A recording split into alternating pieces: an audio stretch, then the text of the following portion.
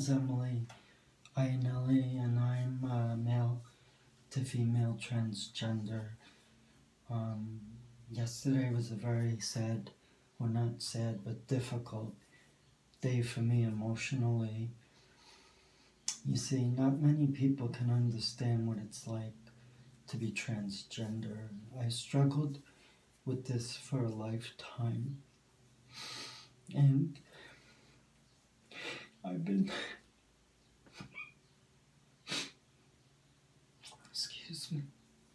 I've been waiting to do surgery for the longest time, since I was 16. And I thought one day that could happen for me. I also have a son who's autistic, and he struggles too. And I'm going to have to put him in a group home, and it's killing me.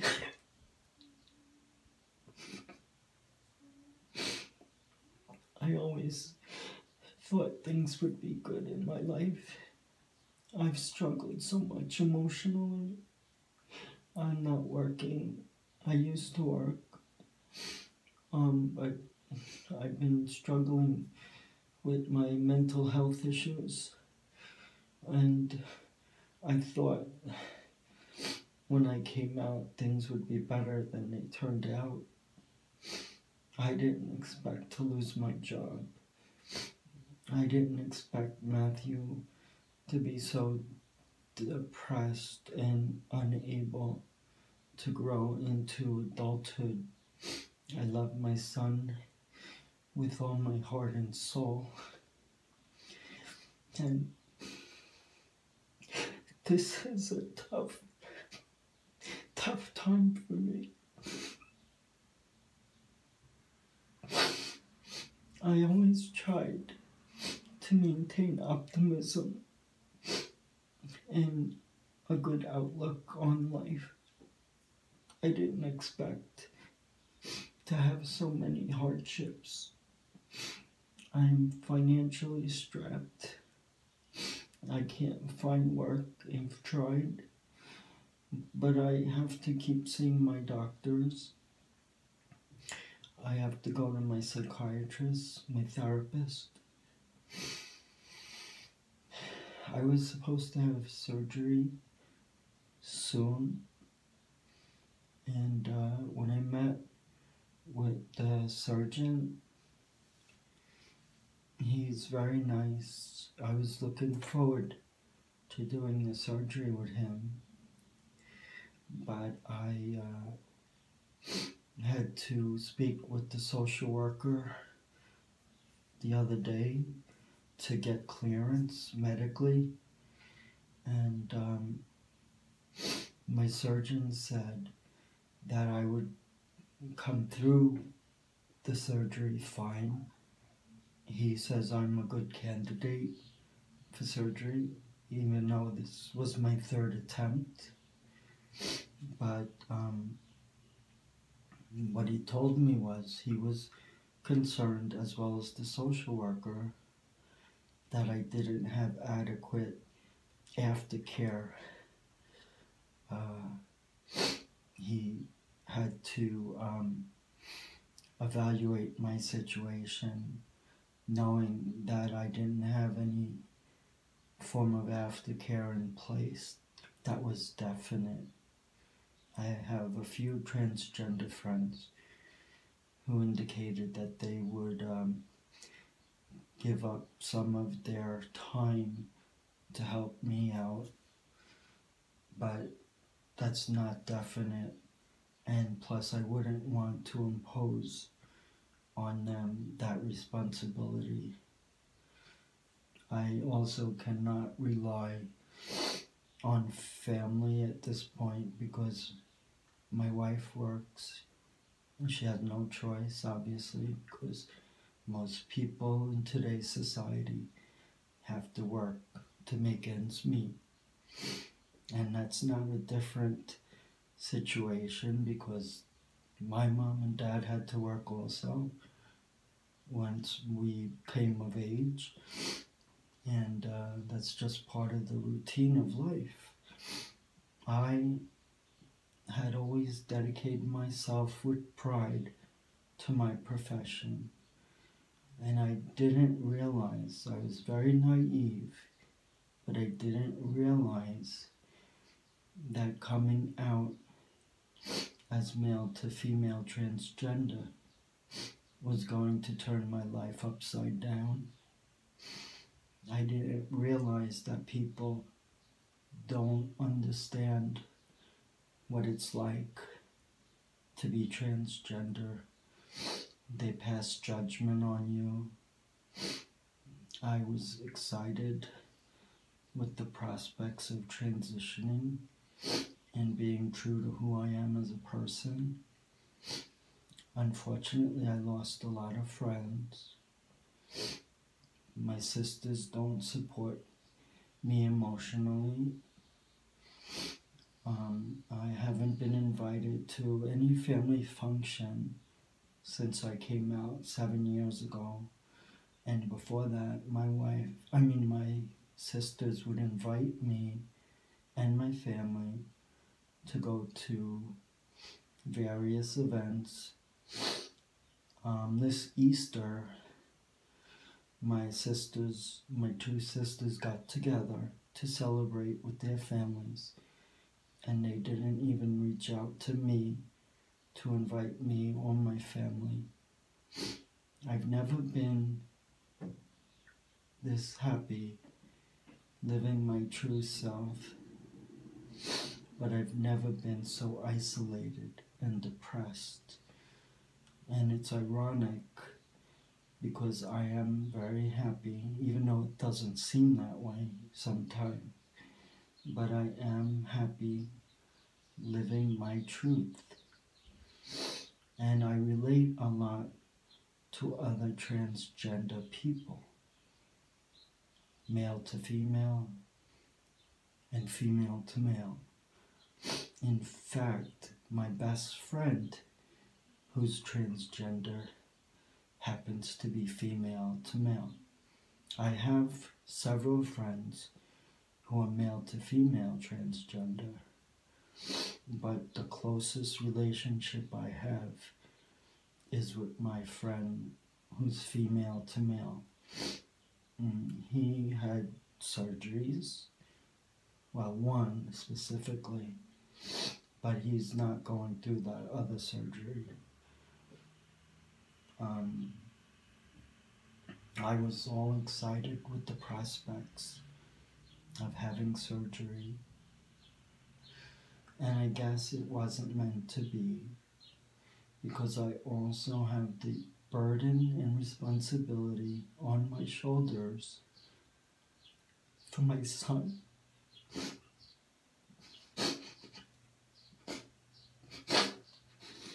My poor son. He's gonna have to go into a group home, and it's breaking my heart. I didn't want to see him in such pain, and sometimes I wonder if it's my fault because I inflicted this on him and family. I would never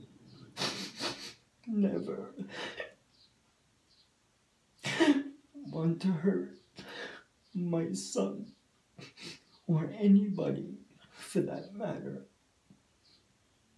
I just wanted to be happy.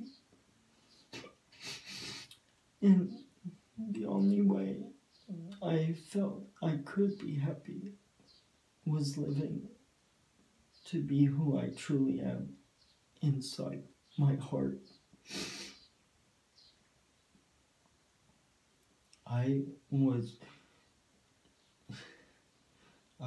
very upset when I was asked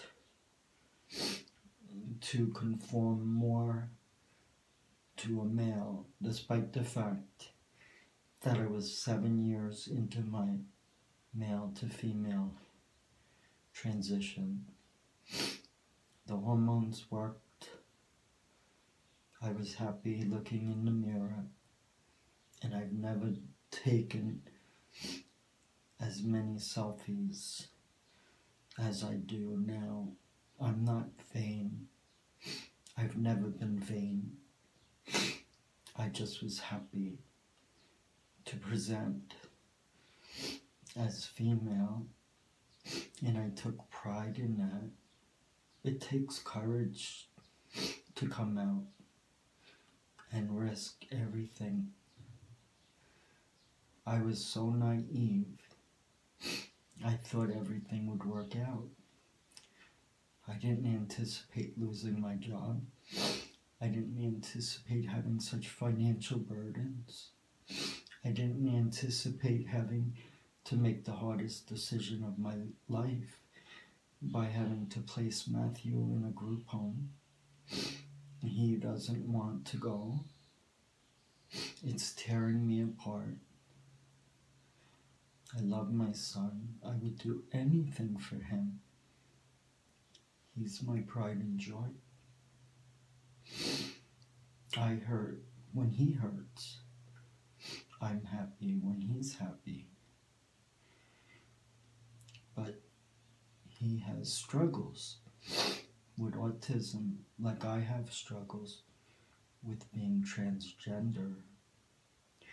Ever since I grew into teenagehood, 16 to be specific, I wanted to become female in all aspects of my life, including surgery.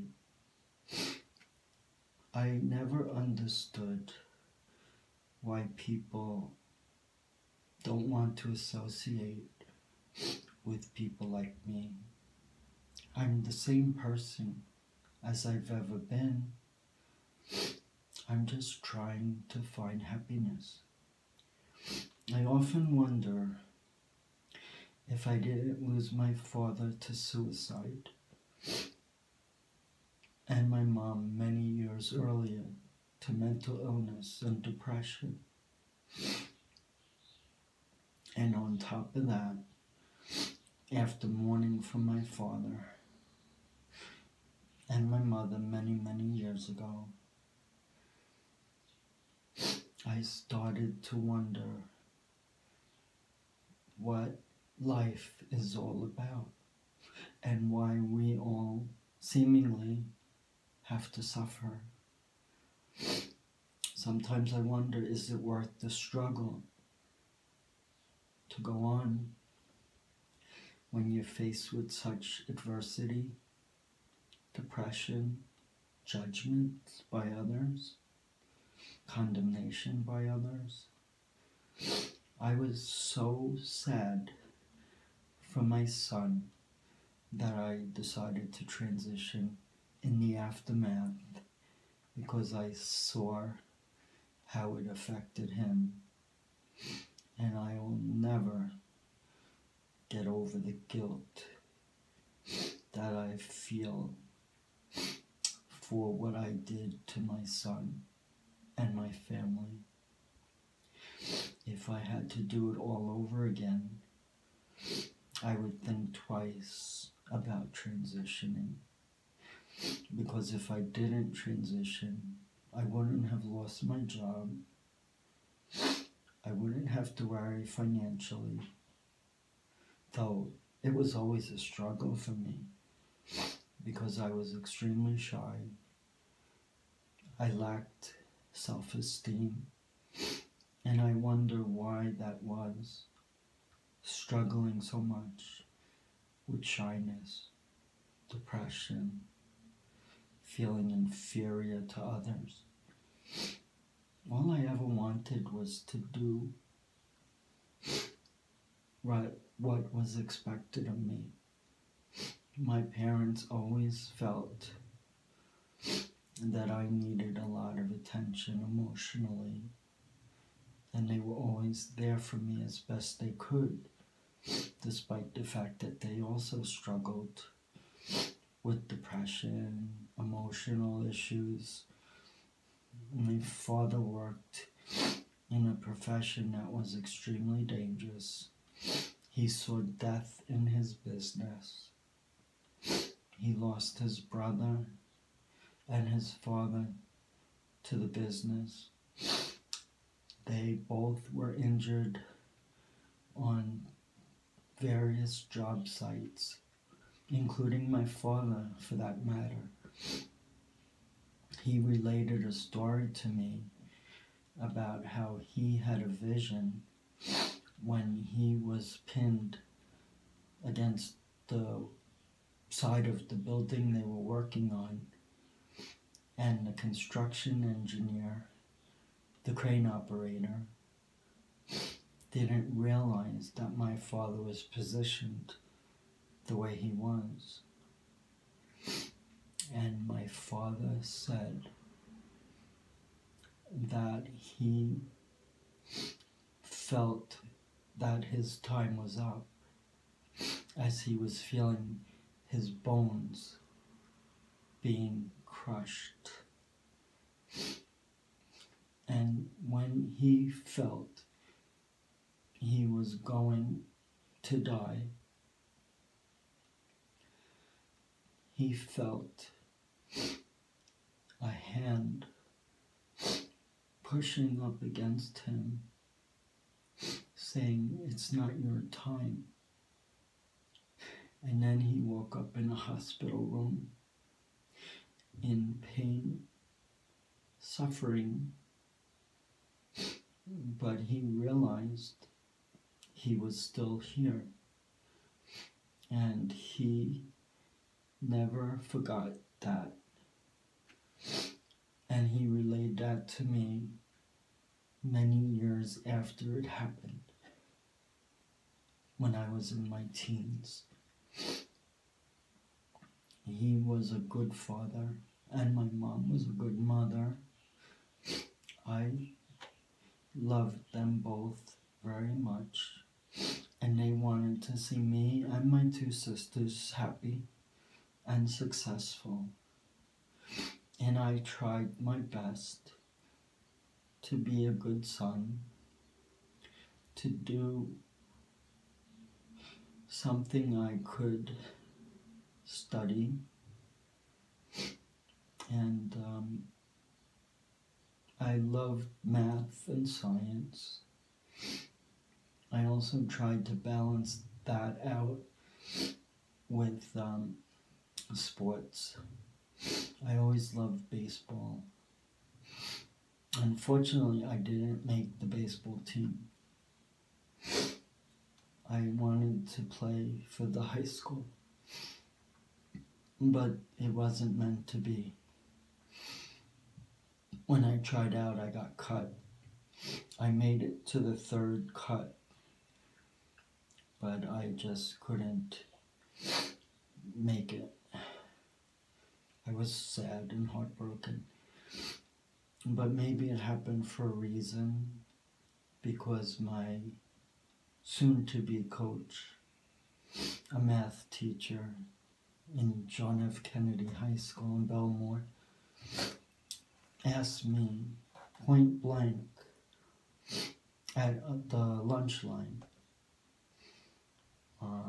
if I was interested in running. And I said I really never tried, except for the gym growing up where we had to run around the track.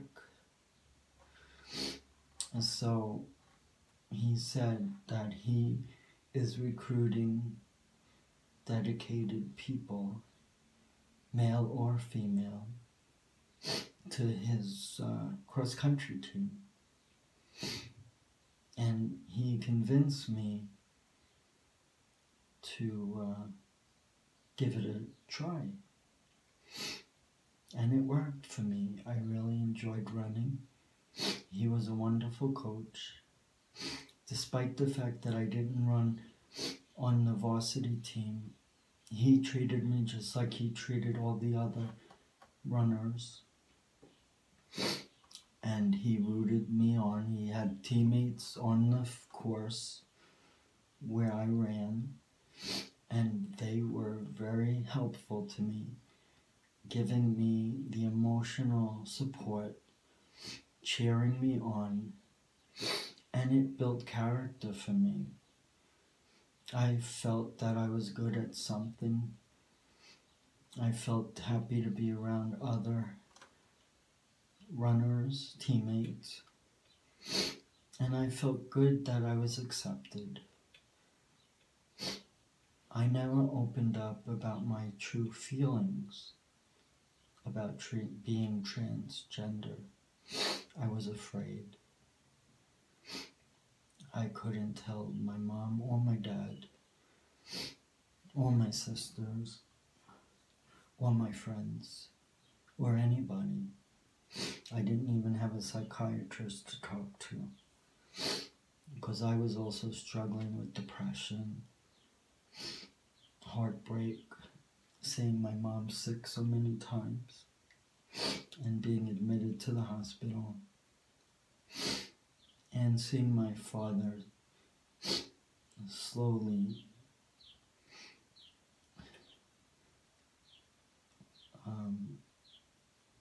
he had a problem with his own depression, and he was heartbroken when my mom was in the hospital so many times. So he had to step in the shoes of two parents, basically. And he tried to provide the best emotional support that he could. But with all the pressure and heartache that he suffered, he needed to release that. And unfortunately, he started drinking. He started many years earlier when he lost his friend while working on the Verrazano Bridge. And when he tried to pull up his friend who slipped and was desperately clinging to life, my father tried to reach out to pull him up. But my father only weighed about 140 pounds, and his friend weighed over 200 pounds. Plus, my father had a damaged hand. He had his thumb, or whatever was left of it, sewed up because he lost part of it in a construction-related accident. And he lost parts of 2 fingers. So he didn't have the strength or the proper grip to pull his friend up to safety. And if it wasn't for the quick actions of another ironworker, a big guy from the Canadian reservation, he would have gone over with his friend. And he saw flashes of us, and he literally thought he was going to die too that day. But the ironworker who came to help pulled my father back, but my father couldn't hold on to his friend, and he saw him fall to his death. And my father wasn't, he was never the same after that.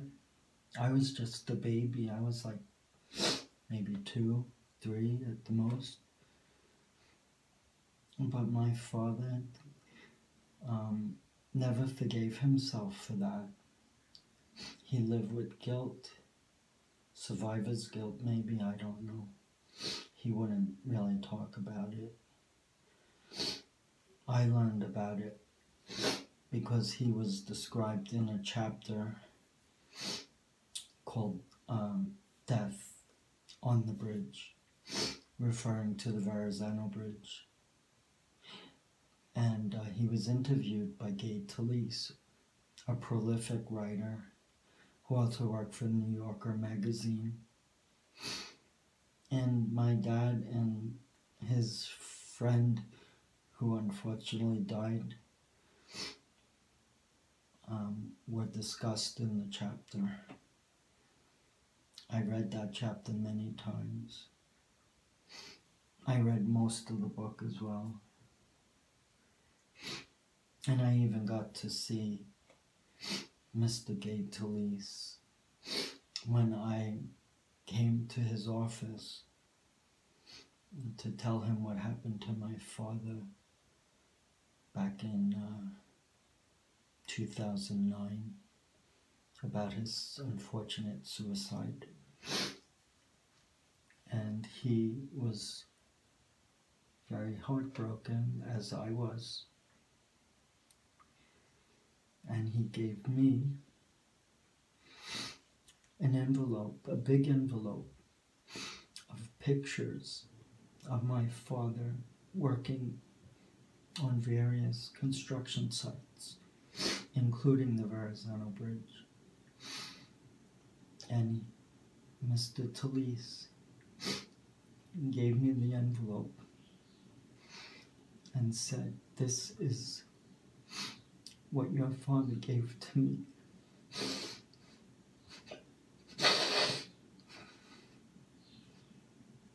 To write a follow-up story. And he would want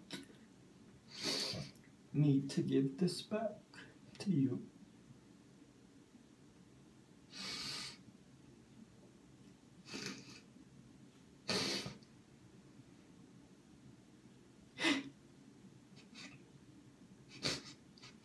And I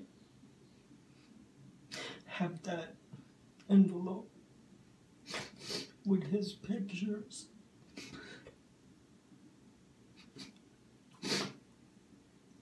And I proudly showed them to my son, who had a loving relationship with my dad. When he passed away, my son was 10 years old. And when we told him about Pop, I had the toughest time trying to explain it to Matthew, knowing that he had special needs. And I didn't really discuss his suicide, but I said that Pop had to leave us, and we're not going to see him anymore. And my son said, "Don't worry, Pop is only on vacation, and he'll be back soon." I hugged my son so tight, and I said, "Yes, Pop is on vacation, and he'll be back sometime soon, hopefully." That was a very difficult thing for me to have to tell my son.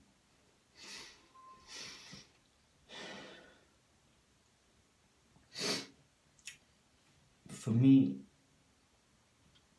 I thought getting married and having a child would help me to feel better about life, and would also maybe contribute to my overcoming my transgender identity. I didn't have any support emotionally.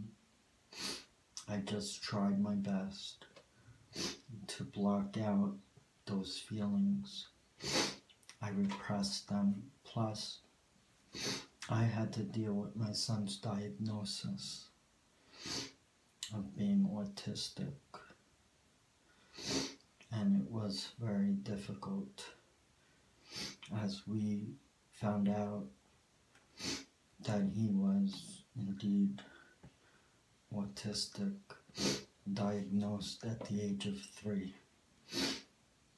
And that really affected both my wife and me.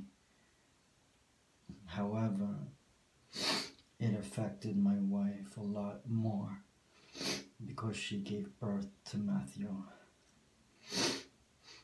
And I wanted to have another child, hoping that we would have a girl, so Matthew would grow up with another child in the house, a sister possibly, or a son. It really didn't matter. But my wife was very resistant, and she didn't want to take the risk because we couldn't guarantee that having another child would be healthy. My wife was very afraid of the possibility that another child we brought into the world would most likely also struggle with autism. And I was getting older. I was 40 when Matthew was diagnosed at 3. I became his father at age 37. I guess you could say I was a late bloomer. In fact, I never had a girlfriend. My wife is really my one and only. And I sometimes wonder if I didn't meet my wife, what would have become of me? Because I never wanted to be alone. I've never thought in a million years that I would meet someone who I really cared about. I never thought I would marry. I never thought I would have a child. Mainly because of what was going on inside me. I suppressed it, repressed it. I even got rid of clothes that I secretly wore under my male clothing because it was the only way that I could have some feeling of normalcy as a transgender woman. Nobody ever knew this. And it helped me because I knew what I had on the inside, even though I couldn't present it on the outside. And so I always felt somehow, some way, that I would address this issue with being transgender. I was naive. I thought everything would work out. But I had responsibilities. I had to work to pay the bills. For the longest time, we had to live in an apartment because I couldn't come out. I didn't have enough to make a down payment sufficiently to carry a mortgage for the next 30 years. And I couldn't even fathom coming out back then. I just lived in my own secret world where I dressed when I could, Never outside though. Always inside, in the closet, I guess you could say. I can't give you my whole life story because I would have taped for maybe 5 days straight. What I'm trying to say is we try to be strong in our lives. We all want to be happy. Most of us feel if we're married and we have a child, that we're going to raise that child into adulthood and give them a better life than what we had. But seeing my son grow up and being pushed around in different schools,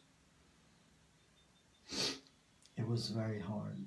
And the hardest part was when he went upstate to a residential school, which he absolutely hated, and our hands were tied. We got pressure from the school district that Matthew had to go to this special school, and he would have to live up there, obviously, because he was 8 hours away, one way by car. So I thought, in listening to the school recommendations, that would be the best that we could do for him. But it didn't work out that way. In fact, it made him worse. And so he's now 20. He doesn't have any idea what to do for himself. If I could, I would take care of him for as long as I could, because I love my son. But the reality is that I have to come to grips with the fact that he's going to probably live in a group home for the rest of his life. And it's hard for me to deal with that. And my wife is in complete denial. And I'm getting pressure from his Medicaid social worker. And I know in my heart that I have to do what's best for Matthew. But this is very hard for me to deal with. I'm very fragile right now. There was no way, conceivably, that I could do surgery, heal within a 2-month period, basically not being able to be attentive to Matthew. So in retrospect, I guess, not being able to do the surgery was really what had to be, because I would not be able to help Matthew for 2 months following my surgery, and I would be in the hospital for probably a week or so. So, as disappointed and disheartened I am, the reality is I need to be there for Matthew. And I felt this way too when I decided to detransition. I got a haircut. I had my hair dyed back to the original color, brown, and I no longer looked feminine. When I saw myself in the mirror, it was heartbreaking for me personally, because all the heartache, all the sadness I felt,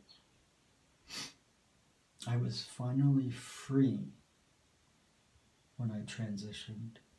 I was happy. I never thought my world would turn upside down as a result of transitioning. I never thought I would lose most of my friendships. I never thought that I would face the possibility of subjecting my family to homelessness. And this is why I wound up in hospitals many times, because I was overwhelmed. And as much as I want to do the surgery, I guess there's reasons why I can't. I'm heartbroken, sad, depressed, just like my parents were. But I have to go on. As depressing as life is for me, and heartbreaking, I have to find my son the best living situation, so hopefully he can have some what of a life. I already have dealt with my frustration of never seeing Matthew go on in his education. I had such high hopes for him. I thought he could do anything he wanted to. But unfortunately, autism really affected him. And he doesn't even want to admit that he's autistic. And sometimes I wonder why we have to struggle. Why did I have to struggle for essentially my entire life, being miserable, not being true to how I felt? I always felt like a girl, and the only way I could deal with it was to dress up, but I hid it from everybody. And when I came out at 51, I thought my life would get better, but it didn't work out that way. In fact, I am very isolated, just like my son. I have virtually no friends to talk to. And I tried to take myself out because I couldn't deal with the pain anymore. I couldn't. And seeing my son and trying to get used to the fact that he was never going to have a normal life. And I guess sometimes people have hardships. I don't know why. God is testing us maybe to see if we're worthy of going to heaven. I am trying my best to live my life, to support my son as best I can before surrendering him to a group home. And then when he's in a group home, I feel my work is done. And there's no reason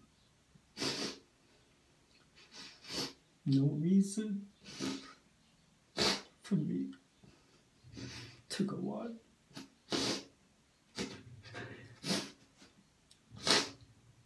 I am truly heartbroken.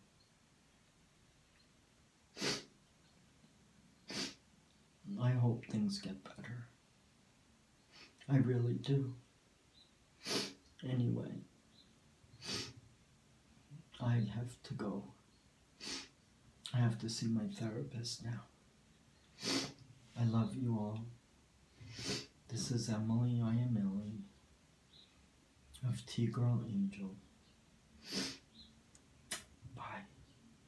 Until next time. Thank you.